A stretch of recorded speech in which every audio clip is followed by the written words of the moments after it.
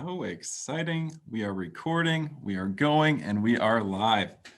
All right, everybody. So if we haven't met yet, my name is Clayton. As Graham said, I am in fact an intern at this church. It's very exciting times.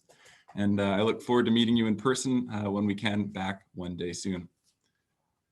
So today we're going to look at the contrast between the presence of God in the time of blessing and his lack of presence in times of suffering. Because it really seems that when things are going really well and things at work are going great, relationships are fantastic, Bible readings on point, the Lord is giving you like truth after truth, and just like, yes, Lord, more. How can we not help but celebrate God's presence? And we feel it tangibly. And then we get these times of difficulties and sufferings and uncertainty, and it sometimes feel like his presence just disappears. And we can look back on the good old days and go, what the heck? Like, these aren't like the good old days at all. What the heck is going on, Jesus? And so I'm really thankful for the Lord for today, particularly because every word and one of the worship songs given ties into this message today about the presence of the Lord and in suffering and where is he. So I'm thankful for that. So a little bit about me for context. I am Canadian. I am 28 years young. And I really appreciate where the Lord's brought me to be in England. But I became a Christian when I was about 15, and things really took off when I was 18. I got involved with my best friend, Robert. His parents ran a home church or a Bible study at their house. And his dad, Mark, really hammered, you got to read the Bible. Like, if you're a Christian, Clayton, you got to read the Bible, man. You got to read the Bible. I'm like, okay, Mark, I'll read the Bible. I'll read the Bible, Mark. And it was exciting. As I was reading the Bible, God was speaking to me in new and exciting ways. And I'd never read it before. So things were like, wow, didn't know that was in the Bible, or wow, didn't know that was in the Bible. When we would meet together, we would share what God has been teaching us. And so we would get confirmations, we'd get prophetic words for each other. The Lord's presence would be in worship almost every single week. And these were really exciting times, particularly because everything was so new. So this lasted for years, and I really, really enjoyed it. And it really laid the foundation for who I am as a Christian today. At the end of my college degree in accounting, I moved over to Saskatchewan to do a Bible year at Bible college, get that biblical education in. This was another great year. Like, how could you not love being surrounded by Christians? How could you not love enjoying being in the presence of God in an academic setting? And I was with my best friend at the time, and things were good. And then things got hard, and I got back from Bible college. And unfortunately, all my friends moved away. I kind of knew this was going to happen when I got back. And I thought, well, I'll just make new friends. And oddly, it didn't happen like that. I had some good acquaintances, but not nearly the depth that I used to have. It's like, that's okay. It's like, well, I'm gonna go save everyone at the office, because I started a new accounting job, and 80 to 100 people there. It's like, all right, time to talk about Jesus, That's what a good Christian does. And so with my evangelical heart, shared with as many people as I could at work over my 4 years there. And I didn't see anyone saved. It's kind of a bummer, to be honest. Work was hard, long hours, borderline burnout and borderline depression. And talking to Jesus, this isn't like the first 4 years of faith, 18 to 22, 23. Like, those were the good years. And there, I felt your presence almost every single day. And now I hardly feel your presence at all. So I don't know what's happening, because I'm doing everything I think I should be doing, and things have only gotten more difficult. And I know my situation is very light in comparison to others, where theirs are even more drastic than mine. And so we have to see and look in the Bible, like, what do we do with biblical suffering? What do we do with suffering that doesn't seem to have an end? Even in COVID times seems to be a real parallel to what we're looking at today, when the suffering doesn't seem to be based on your own actions, like following Jesus the best we can, and uncertainty follows. People are losing jobs, people are losing their health, and people are passing away. So where do we turn? So today we are going to look at a pretty famous guy. I bet you can guess it. Starts with a D, ends in Avid, King David. So he is, if you haven't heard of him before, the second king of Israel and arguably the best one. So he was called a man after God's own heart, loved God a lot, worshiped him, wrote a lot of songs. They're in the Bible, in the book of Psalms. But we're specifically going to look at before he was king. There's some pretty unique events that go on in there that I think will help illustrate what we're going to look at today. So let's take a look. Setting the scene, David is roughly late teens, early 20s. He is the youngest of 7 brothers, or 8 children. He's got 7 older brothers, and he's a shepherd. He looks after sheep. So kind of a humble origin, bit of a nobody. But we know he loves God, and he sings to him on his harp. And one day a prophet comes and anoints David king. And so this is out of nowhere. Again, the family doesn't come from a royal lineage, but that would be pretty exciting for David. It's like, wow, like king someday. It's not so bad. So this is where we get introduced to David.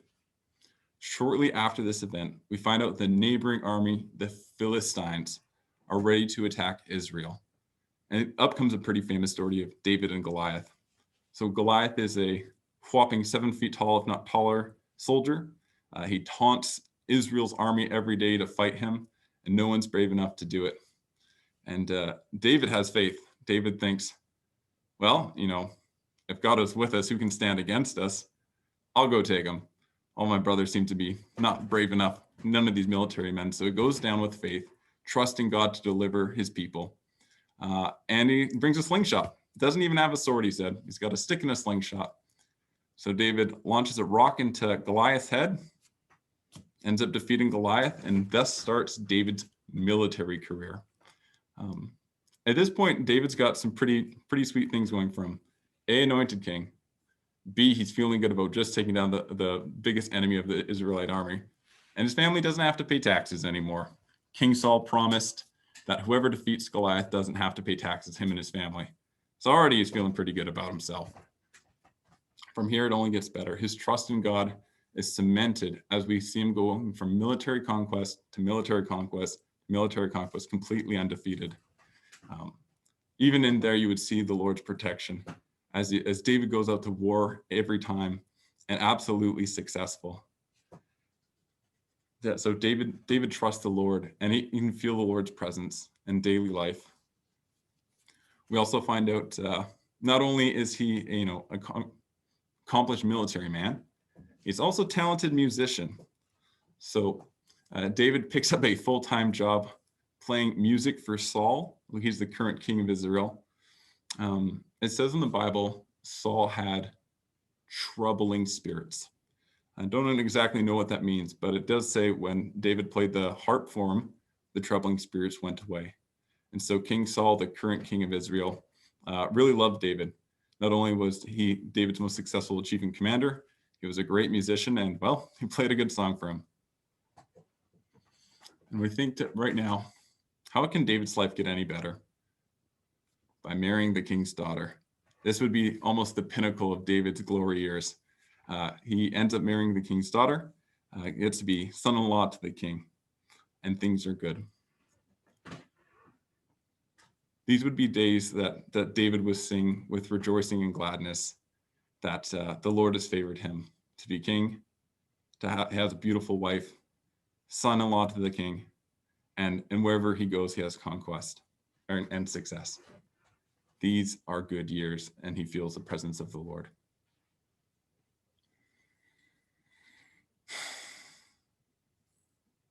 And then things get hard. And then we see this complete 180 in David's life. See, Saul gets jealous of David, and jealousy is super ugly. And then this instant, not once, but twice, King Saul tried to kill David when he was playing music for him. So David, through a friend, finds out that King Saul's ready to end his life completely. Like there's no finding favor with King Saul anymore. So he begins his life on the run. He has to leave his wife for a time. And so he runs away the first day, and he's on the run the second day, and he's on the run the third day, and the fourth day, and the fifth day, and 5 days turns into a week. And then he's on the run for another week, and another week, and another week, and another week, and that turns into a month, and then another month, and another month. And I think you're starting to see what I'm trying to get at, was that this was not quick. This was not over in a few nights. It wasn't like Saul sent David a letter after a month and said, sorry, David, my bad. Come live with me. Again, play me some music. These were hard times for David. And I think at first it would have been easy to go, Lord, no, you are still so good. No, I know this is, difficult right now, but God, you're going to come through and you're going to put me back with my wife. You're going to bring me back to my, my job as a military man, and things are going to go back to the way they were. So months go by and it turns into a year. And I can only imagine David on the 1-year anniversary day talking to God. Oh my God, this is hard. I'm still not back where I used to be. And you promised me I would be king, but right now I am on the run. And this still isn't easy. Every day I fear for my life. My wife is still not with me, and there's no security. But God, you're still good. And so we, shortly after going on the run, God actually brings David community in the most unlikely of senses. He brings David, it says, 400 men who were discontent with life, who were laden with debt and just wanted freedom. And it's like, wow, that's my first pick for friends too. Discontent people laden with debt. I'm sure they're real chummy, at the dinner party. And so this is where the Lord brings David people to lead. And so as these 401 people, David plus 400, start going on the run together, we do get snippets in the book of Samuel, 1 Samuel, that David still follows the Lord. There's verses that talk about David asking, God, do I run back to Judea for a time? And the Lord says, yes. There's other times that David is resting in a city with his men, and he has to ask God, will these men turn me over to King Saul? And God says, yeah, David, they're going to turn you over. You got to get running. So we see that despite difficult times, David doesn't give up on the Lord, and the Lord is still with David. So we've gone from 1 year into 2 years into 2.5 years. And this is, I almost hate to say it because it's so sad to think about it. It just gets harder for David. Like we'd really hope at 2.5 years in, things would get a little bit easier, but we're actually hitting almost the all-time low. So you see David, after being on a run for 2.5 years, he says to God and to his fellows, it's no longer safe for me to be in Israel amongst my own people. I'm going to go live in the land of the Philistines so that King Saul will stop chasing me and I'll have rest. And that might lose some perspective on us if we don't stop and think about it. See, David has literally killed thousands of these men, the Philistines. This is the warring nation. He has protected the Israelite people from the Philistines, and now has decided it is safer to be amongst my enemies than with my friends and my comrades of old. That would have been heart-wrenching and devastating. One of the characteristics you see throughout the story of David is loyalty. And so for him to have to leave his brethren in Israel to go live with the Philistines, absolutely gut-wrenching. And so he's there for about anywhere from 2.5 to 4 years. And so that's not a short amount of time. That's almost as long as he was on the run in Israel. Every day wondering, where is the Lord? When will I get to go back to my homeland? Why do I live amongst my enemies? When will I get to see my close relatives again? And so where does that leave us? Well, we come pretty close to the end of the story of leading up to being king. The Philistine army gears up for another big attack on the Israelites, where King Saul is still King Saul. And eventually, King Saul dies in this war. David becomes king of Israel, or Judea first and then Israel. And God comes through on his promise. But it almost seems like too quick of an ending to a story that lasted so long in the realms of suffering, because when you look at the timeline, it's absolutely insane. So we know that David became king at age 30, and it's estimated that he was anointed around the age of 20. And he had about 5 good years, 5 glory years, 5 years of just living in the presence of the Lord. And if you were to take him in that stance before he had to go on the run, I don't think he would have ever guessed it was in God's character to allow him to go through that much suffering, to allow him to run for his life for 5 years, 2.5 of those years, up to 4 years in enemy territory. I don't think after his most recent conquest of the Philistines, he would have said to himself, one day I'm going to live with these guys. I think that's going to be the right decision for my life in the future. I don't think those thoughts were anywhere close to his mind, and yet that is where the Lord brought him to. It might be helpful to see what David was thinking, and God was very kind enough to have David write down his thoughts in the Bible, called the book in the Psalms, which is another word for songs. And there's 3 for sure that it's noted in the beginning of the Psalm that he was on the run when he wrote it. And there's 2 of them that don't say it, but scholars estimate that it was during the time of the run. So there's 5 different songs he's written. And you've got one that has the words, Lord, you are my protector, you are my strong tower, and you are my shield. And so you can see this absolute trust in God. And I think that part particularly would have been early on when there's that faith is strong, because you've lived through the glory years still, and like, oh, God is so faithful. But then we get some brutally honest songs coming out of him, with words and verses that say, Lord, my eyes are sore from weeping. God, the sin in my bones ache. God, why is this suffering continuing? And then you've got another verse, in Psalm 7, he talks about, Lord, he pleads about his righteousness, because David was a good and just man. He says, Lord, I am a righteous man. If I've done wrong by someone, take my life now. But if I've done right, Lord, spare me. Turn the evil back on my enemies, because I don't deserve this. What you don't see is David being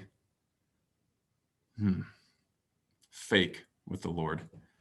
He doesn't go, oh, Lord, suffering right now, but it's still good. Just so fun right now. I love you so much. You actually see a king who's soon to be king, who's very willing to say, God, I'm crying a lot lately. A lot of crying, God, and I'm not feeling a lot of love right now. My friends and my family both look at me in disgust. Well, these are verses in the Psalms he's writing. So I think we have permission in our own lives as Christians who follow Jesus to be almost ruthlessly honest with God on how we're feeling. But there's still this idea that we turn back to God's character and who he is. So if we step back and look at this whole arc of 10 years, approximately 10 years, what we do see is that the Lord never abandoned David once. He did not leave David for dead. And so I think, I forget what song John was saying today, but I think it was Great Is Your Faithfulness. And so it's like, despite circumstance, we need to see that Jesus is faithful in our own lives. And so as Christians, when we look at the story of David, how do we reflect Jesus in our lives, or how is our response to him? Because even Jesus wasn't apart from suffering. No, his following of the Lord went from kind of celebratory years where people said, make Jesus king, to where he was turned around on, and they said, crucify him. So even Jesus knows this idea of glory years to suffering years. So we're still walking with a God who knows what we're going through and has not excluded himself from these feelings. So I think a couple other principles I want us to pull out from David's story is this real sense of gratitude to the Lord for what he's given us each day, despite circumstance. So in one part of David's story, he's literally running around a mountain for upwards of weeks to months away from King Saul's army. So he's like literally day after day running around with his 400 merry men and this other army chasing him, almost out of a cartoon, except real life consequences. He's going to die if he doesn't get away. So it'd be very easy to say to the Lord, God, this isn't fair. No, I'm a righteous man and I'm still on the run. God, I don't think you're pulling your weight. I didn't do anything to deserve this. And I think that would have been a very honest prayer. But I think it's much more likely David prayed like this. Lord, thank you for one more day of protection. Thank you that Saul did not catch me today. You are still protecting me. Please do this again tomorrow. And so there's this, despite circumstance, despite what's going on, there's something that the Lord is doing well. And when we have this gratitude, it doesn't mean all the sad stuff goes away either. I think the sad and the suffering are still there, but there's this permanence of goodness in God's heart and in our own lives that we need to acknowledge to get ourselves through this, because Jesus has been faithful and he hasn't abandoned us throughout that. So the next part I think we should pull out is community. I think it's so parallel to what's going on today. It's almost uncanny, because David had the good years of community, had a wife, his family was nearby, he had his military buddies, go out for a brew after a good military conquest, haha, we got the Philistines again. Hey, didn't we, boys? And then it's all stripped away from him. And so his new friends are the discontent people. And that's the 400 friends he's got now. And it's, if David was to only think about what it used to be, I don't think he ever would have been settled. But as we learn about the character of David, he would have embraced the people he had around him in the way he could embrace them. And so for us today, I think we do have to acknowledge we did have really good times together at church on Sunday in person. And the last 9 months now have been exceptionally difficult, but we do need to embrace the community that the Lord has given us in this season. Otherwise, I think we're going to be really mopey, like just unpleasant people to be around if we aren't grateful for what we can and do together and the way we can do it. So practically speaking, I think that does mean almost going like on Zoom dates with each other, like hanging out as couples or as families, or doing games, going out on walks. And being practical about it is, if you use a diary, looking at your free time and going every week, Friday at 3:30, that's social time with somebody, and pray about who you should spend it with. Because I think there are people who are more isolated in these times. And I think the Lord really will guide you to those people if you give them the time. And I believe it was Edmund or Mal or someone after worship that said, sit and listen to the Lord. I think he's going to be faithful to speak about who you should be spending time with, who needs your time, because this is a hard time. So I think we can pull away community from this, where Jesus is giving us community in a way now, and how we respond to that, I think, is really important. And last one I want to pull out is prayer. David prayed, and he prayed a lot. And I think a big reason why he got through that is he trusted God to answer prayer. And as I mentioned earlier, praying is just talking to God. So he asked God, God, do I go to Judah? Yes, go to Judah. So he prayed that way. His Psalms, which were laments or sad songs, were also prayers like, Lord, where are you? Deliver me from my enemies. And if you don't feel like you have the enough prayer juice to pray, get someone to pray for you. That's why we're a family, as we do this together. So you find someone you trust, someone you can open up with and say, hey, this isn't easy right now, and I really do need you to walk through this with me. Please pray. The Bible even talks about in Ephesians, I think, where if you don't have enough faith, pray for faith. And Jesus is faithful to give you faith. It's a lot of faith in one sentence there. So I think this idea of prayer and coming together and trusting in the Lord is super necessary again, in times of suffering. So I want to wrap up what we've talked about today. We need to acknowledge that there is different seasons, that there is times of undoubted blessing by God, where we feel the Lord's presence in the good, and we could call it easier times. We need to acknowledge that it will feel at times that the Lord's presence isn't there, but he still hasn't abandoned us. And we're thankful that Jesus has gone through the same, or even up to the cross. He says, "No, my God, why have you forsaken me?" Referencing Psalm 22. But we trust that Jesus is with us through thick and thin. And as we read David's story, we know the end. We knew he was going to become king, but he didn't know at the time, and it would have been difficult. The best part about being a Christian is we know the end of the story. We know that Jesus wins. We know that we live in the resurrection. So despite how difficult it gets now, we trust that we know the end of the story, and that the God who wrote it will get us there.